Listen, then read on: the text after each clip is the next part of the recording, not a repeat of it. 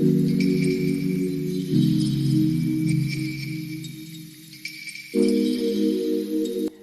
everybody, and welcome to another episode of The Godly Concept. As you know, we're on season 3. We're doing episode 8 today, and I'm very excited. Like I said, you guys should speak about whether you guys want an extension of the season, because it's personally so exciting, the conversations that I've had, the guests that God has blessed us with, I'm personally really, really enjoying myself. So today, ladies and gentlemen, I have a special guest for you guys.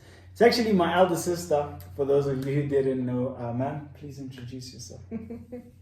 Hi, beautiful people. I'm Kanisile Mateke, Pagamile's older sister. Yeah, so it's about to be a jam-packed episode, So today I wanted to deal with something quite relatable, and for those who may be struggling with this and going through this maybe, or those who are going through this in this season, we do express our heartfelt condolences, to any. Today's episode will be about dealing with life after grief, basically, or learning about God as a father. So it will be, how can I put it? Or rather, we will look at attributes, of the characters of, our late loved ones, and be able to see how God expressed Himself through them, and how we are viewing, this journey now with God, playing that role, So we lost our father in about 2019. It's been about 5 years or so now, if I'm not mistaken. Yeah, and he was such a wonderful man. Awesome, really, really awesome. So today, I'm just going to be able to reflect on that and look at what we learned from his character about God, but also how we are now able to see God through that and all of those things. Which brings us actually to my first question: what was the hardest thing then, and what is the hardest thing now? About Dad not being here. Yeah. The hardest thing then, I would say, identity as a girl child growing up. Daddy was very involved in my life, very supportive. So, with the things that I'm passionate about, the gifts that God has blessed me with, like your singing, anything to do with performing arts, the arts, sports. I was an athlete, so things like that. It was constantly a situation where, for example, with my choir practices, if I had performances at school, rehearsals, he was constantly the one taking me, and he'd be the one that would come and support me. He'd pick me up. With athletics, he would constantly be there, either taking me to all these practices or advising me, sending me links for things to watch and all that.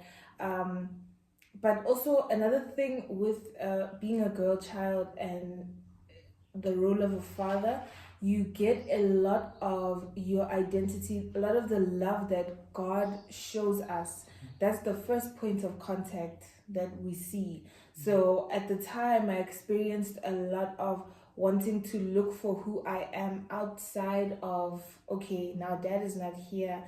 Okay, now who is Kanye in relation to all these different things? And then the hardest thing now, for sure, is all the milestones that you hit as a person that you'd really like your parents to be there for. Yeah, that would be the hardest now.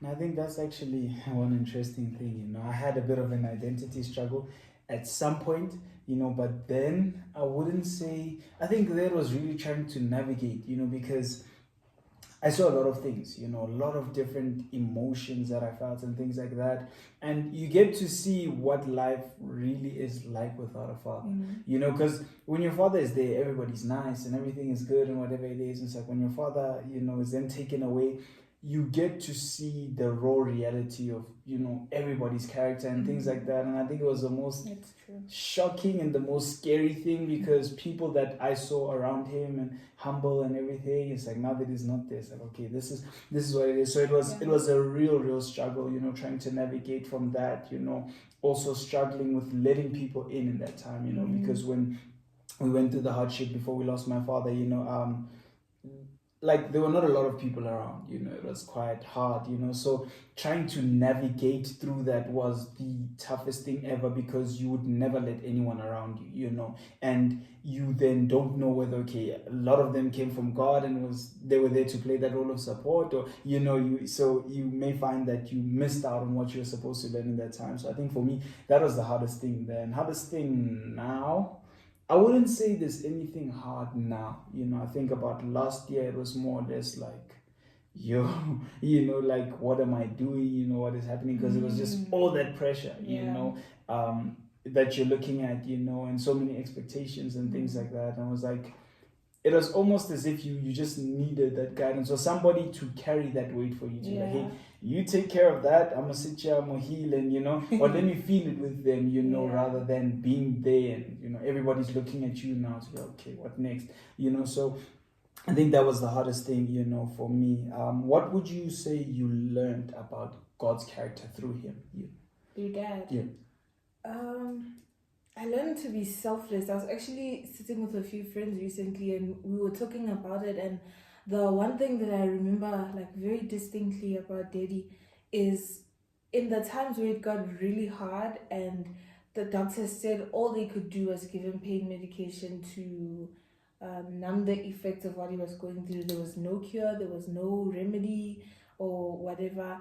At that time, his faith was so strong, and he would still check on people in the congregation. Like he would still message them, follow up calls. He'd still evangelize from where he was, being bedridden and all that. He would still. There was this group that they had where every day he would send almost like a devotional plan thing that he would edit all the time. He was still able to write his book in that time. So the biggest thing that I learned, I think, if I had to give it one word, was just faith. Faith in God, that God is who he says he is. It doesn't matter what a circumstance or situation looks like here on earth. In light of eternity, God is the same loving being, and he's just as good to all of us, even though situations may not present him to us in that way. That's where faith really comes in.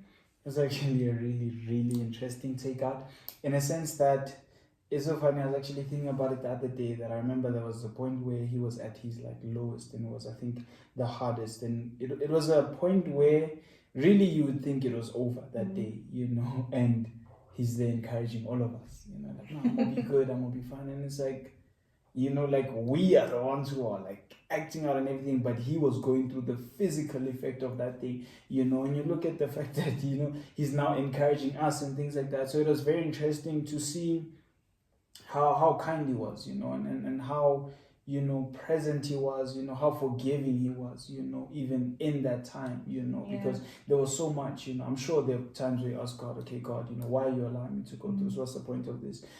And just all of those things that you look at, so it was, I think, a very, very interesting outlook and outtake. And I think just looking at him, what I learned about God through him is the love of a father, and the genuine love of a father. We say that like a father loves, but the man really loved, in a sense that the only reason why he fought through what he fought through, and why he, stood so long, and why he continued to fight, was solely because of us, his family, So you look at that what kind of love is that you battle something so serious and so deep just because you love people and you want to see them another day. You really can't.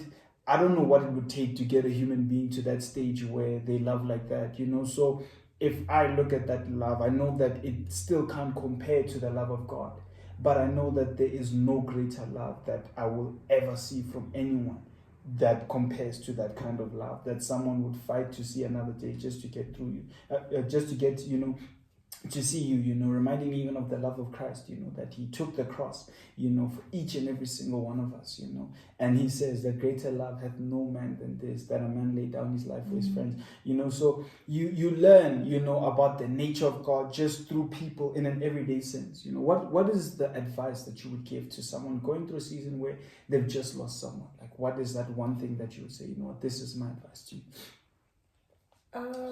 Okay. To not be long-winded, Yeah. but one of the things that I saw with Daddy that I really appreciated was I really saw him improve, not just as a father, not just as a husband, but as a being, like as a person. I saw him improve in his temperament. I saw him fight through certain generational curses, certain attributes and traits that were passed down in his family, certain things that he had developed because of just certain life situations that made him so hard. But that only happened when he went deeper in his personal intimate relationship with Christ, when it stopped being about, okay, how can I present this gospel to everybody else, and how can I be this person who shows the gospel to everybody else and teaches it to everybody else. It became more about, okay, there's this God that loves me, Yeah. as macro. What is he saying about me? How does he look at me? How much does he love me? How much is he there for me? So I would encourage a lot that if you are going through grief right now, you've lost a parent, especially if it's a father, find your identity in Christ. Understand who Christ is for yourself. Don't try. I remember with me, the year after Daddy passed away, isn't it? It was my first year. I didn't go to church in that year. I didn't serve. I didn't want anything to do with the obligation of showing up as a Christian or looking like a Christian. I wanted to get to know, okay, God, you allowed this to happen. Why? I got to a place where I needed to ask those hard questions. Now, yes, I can actively say, no, man, I go to this church, I go to church, I serve this God for myself, but it took that hard season of saying, no, I'm not going to go to those places where they say I'm going to find you. I'm going to find out who is Christ for myself. What do you say about me? Why do you allow certain things to happen, God? Why do you allow some of us to go through certain hardships? And understand that it's not a complete tragedy that that thing has happened. It may seem like it may feel like it, but a lot of the time when we go through such painful, traumatizing things, there's somebody you're going to meet along the line that sees the strength you've accumulated over time. Because if I look at just joint as a family, after Daddy passed away, the achievements we were able to still all get to honor his memory, the depth in fellowship that we got to get with God, because that's the only place really where you get comfort. That's the only place where I got comfort. That's the only place where I got my answers. That's the only place where I got safety and security, and the only place where I found rest. I tried looking to other worldly things. There's this song by William McDowell where they say, if I take what the world has offered, I'll have to come again and again and again. But just one drink of this living water, I'll never thirst again. And that's truly what it is. There are certain things that no matter how much we may try and go into counseling and therapy and wise counsel and engage with each other, even as families, it's not going to help unless you go to the person that created you. You go to the being that allowed the things to happen, allowed you to go through that circumstance. So I'd encourage that you stick to getting to know who Christ is, who God is to you as a person. And when we say God loves you, understand what that means. Finding your identity in that, your value in that. Yeah, I think that's the best way of explaining it. I think a lot of my answers, came from that.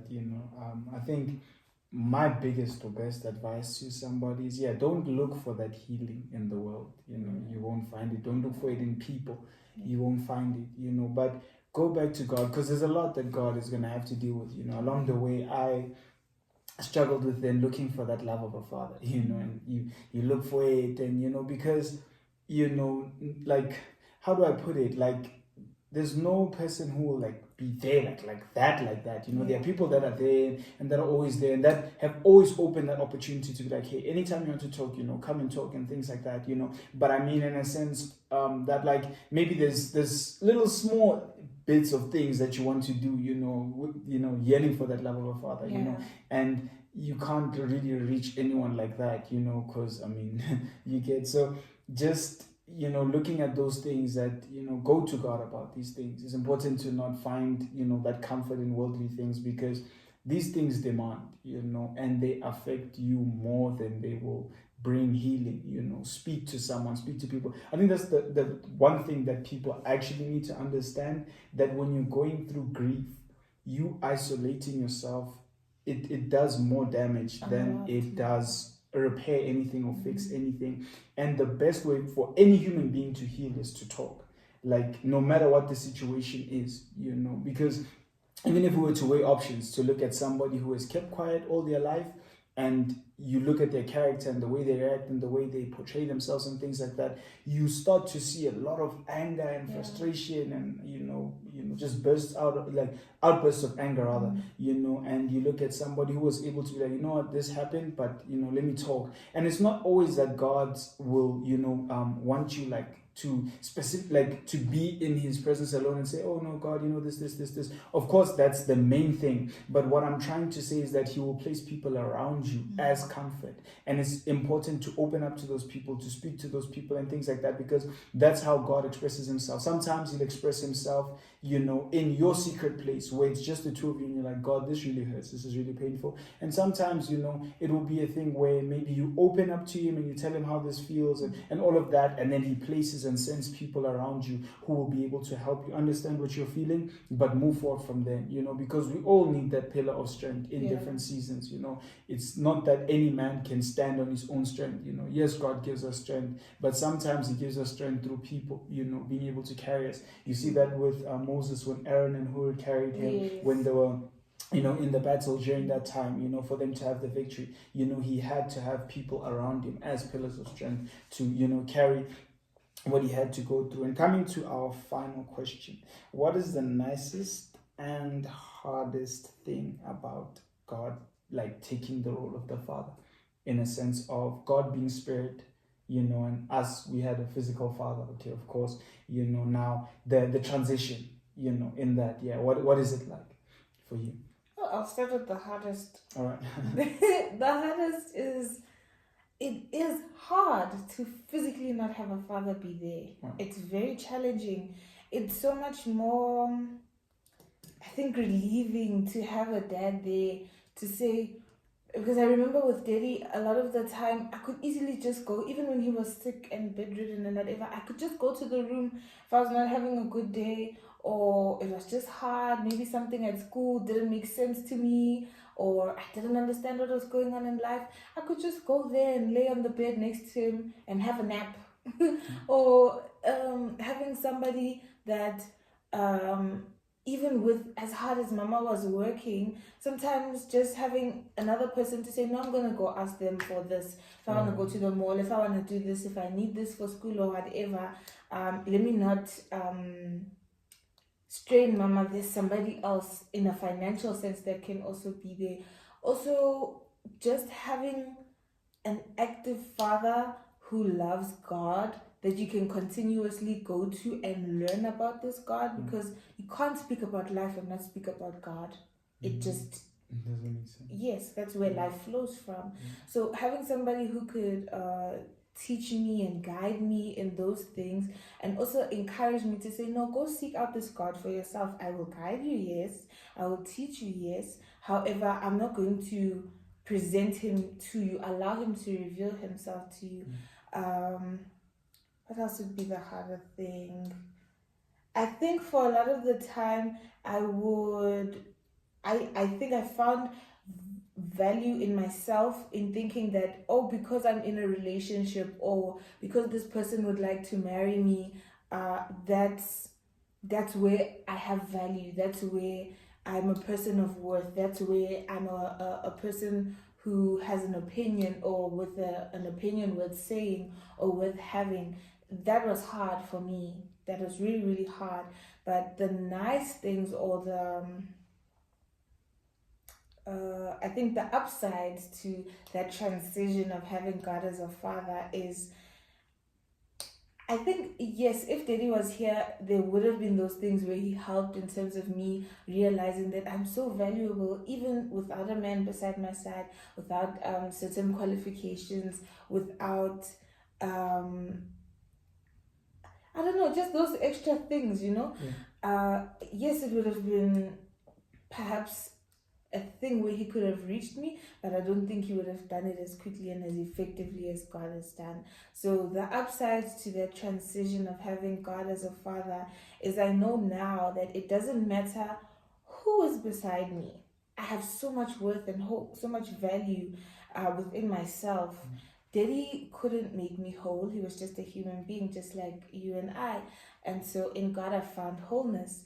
I found my identity. I've got peace, so much internal peace. Like it doesn't matter what life can possibly throw within myself, I constantly have peace because I can constantly go to this God and say, I don't know what to do anymore. I don't know how to have an outlook on this way. It turns out in the best way. But you say all things work together for good for those of us who love you and are called according to your purpose. I have promises to hold on to from somebody that I know no matter what situations look like, they just can't lie to me. It's just not possible. I think another upside would be knowing, for me, provision, security, safety, those are big deals to me, right? Knowing that I'm loved, having somebody to constantly reassure me and affirm me, those things are big deals to me. So having somebody who now God is my father, and having him be there, that when I need something, I can constantly go and say, God, I'm lacking this, I need provision for this, I need sometimes it's not even financial provision, just provision of love, provision of peace, provision of joy, provision of people that are going to come and be gentle to me, people that are going to come and reassure me that I'm safe, people that I'm going to be able to speak to about what I'm going through, all those kinds of things. I appreciate the fact that I can go to this one person that's my father. Yes, I may not see him physically, and that gets hard sometimes. However, I know that this one person, when I go to them and I say, Dad, I don't know what's going on, or maybe it's a day where I'm so excited and maybe somebody else is not going to understand just how big my excitement is. And even when I have achievements or whatever, it's one person that I know I can constantly go to. He will be there. I can constantly call on and he will come through. I can constantly just involve him. I can say it's somebody I can completely fully depend on for everything all the time. And it's somebody who, even if I'm mad at him as my father, as God, he's never mad at me. Even if I'm disappointed in the way something is going or disappointed in myself, he's never disappointed in me. Even though sometimes I can't forgive myself, he'll always forgive me. All those kinds of things, having somebody who all the time is perfect and good and loving to me, and I get to call that person my father, that makes up for the fact that, okay, I can't see him as a physical person, but he's so here. Oh, no, that's absolutely amazing, you know. I think for me, the hardest and the nicest thing, I would say the nicest definitely is identity, you know, knowing who I am, but also learning about God and who God is, you know, and his nature and his character. And it's taught me like to not fear, never crack under pressure, never worry, you know, never be concerned about anything because it's taken care of, you know. But the hardest thing, my goodness, I think it was the pressure of then being the male figure, that things that he would have to deal with and address or whatever it is, now falling on your shoulders, or a lot of different pressures that would fall on your shoulders. Now it would be quite difficult, especially navigating. But also, I think there were a lot of frustrations in the past from not having him there, you know, because a lot of things that I needed in terms of provision, you know, for school and stuff like that, and a lot of other things that you would need, you know, as a child. Okay, like I was young when he passed away, so there's certain questions that I couldn't ask him or that I didn't get to ask him, and now it's like, okay, the time kind of is here where you know you want to start asking these questions and a lot of those things and understand what it is like to be a man and things like that. And it was very tough, but God has been faithful within that regard, you know. So as of now, I have probably a million nice things, you know, about it, and zero, bad or hard things, about it, But thank you so much, everybody, for watching. That has brought us to the end of our episode. We do our best to keep the episodes as short as possible so that you guys are able to engage with the content, and be able to still understand, and be able to break down the content, understand it and the direction in which it's going, So we really would like to thank you guys so much for getting to the end of the video. I would like to thank you so much, for being here and, just really having this conversation with me, And we will definitely see you guys in the next episode.